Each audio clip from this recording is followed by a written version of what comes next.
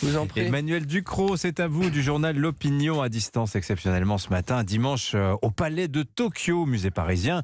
Une toile a été vandalisée, un jet de peinture violette. Bon, ça devient une habitude finalement de s'en prendre comme ça à la peinture. Oui, le jet de peinture ou de soupe à la tomate était devenu ces derniers mois un des coups d'éclat favoris des militants énervés du climat.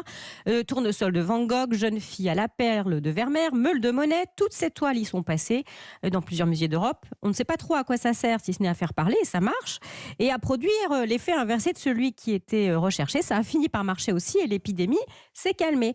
Mais ce qui s'est passé au Palais de Tokyo dimanche est un peu différent, tout au moins dans les motivations.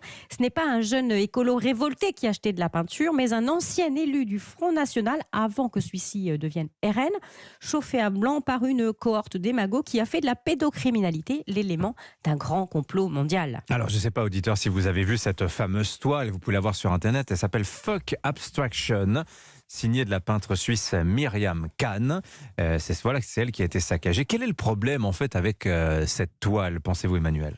Alors, cette œuvre est depuis des mois l'objet d'une polémique assez violente. La toile est sombre, elle représente un homme massif, sans visage, imposant un rapport sexuel à deux petits personnages dont l'un a les mains ligotées. Le tableau fait partie d'une série dédiée à la dénonciation des crimes de guerre et notamment du viol comme arme d'oppression. Mais depuis des mois, plusieurs associations, des élus d'extrême droite, dénoncent la toile comme une apologie de la pédocriminalité. Ils n'en démordent pas, en dépit des explications de l'auteur. Et oui, pensez donc, les pédocriminels ne disent jamais qu'ils le sont. Alors forcément, c'est une toile pédocriminelle. Et la justice a déjà dû se prononcer.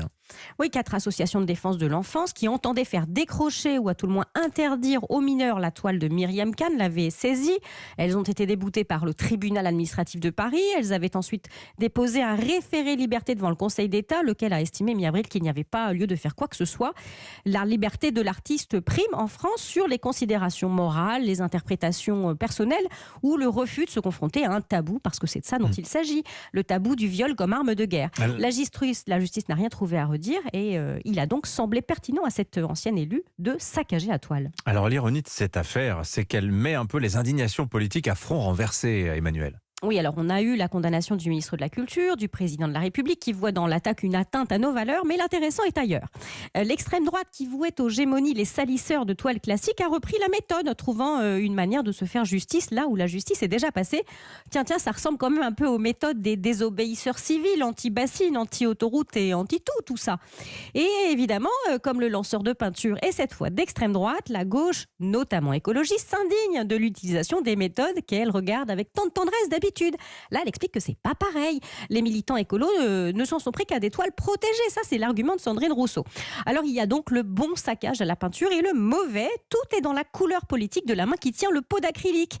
Une belle palette d'hypocrisie en technicolor. Il y a surtout le même réflexe fascisant de s'en prendre à l'art. Aucune excuse pour le faire, quelle que soit la motivation, dans une société qui a les capacités et la liberté du débat. Signature Europe 1, Emmanuel Ducrot. Merci beaucoup, Emmanuel.